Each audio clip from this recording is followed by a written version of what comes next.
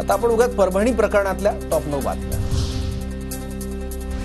सोमनाथ सूर्यवंशीची न्यायालयीन कोठडीत पोलिसांनी हत्या केली। दलित असल्यामुळे सूर्यवंशीची हत्या करण्यात आली।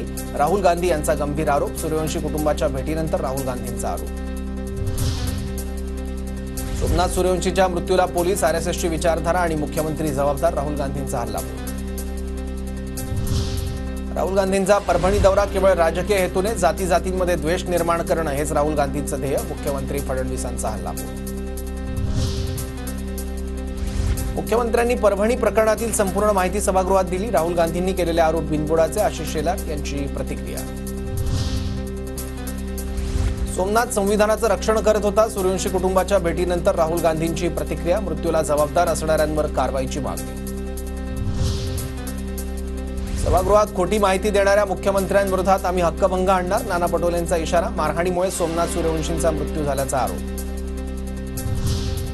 राहुल गांधींना महाराष्ट्र कळलाच नाही, केवळ कपड्यांचा रंग निळा असल्यावर कोणी आंबेडकरी विचारवंत होत नाही, नारायण राणेंची राहुल गांधींवर टीका।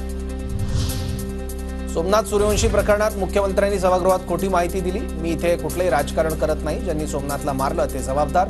मुख्यमंत्र्यांनी सभागृहात उत्तर दिलं, त्यामुळे ते जबाबदार। राहुल गांधींचा फडणवीसांवर निशाणा।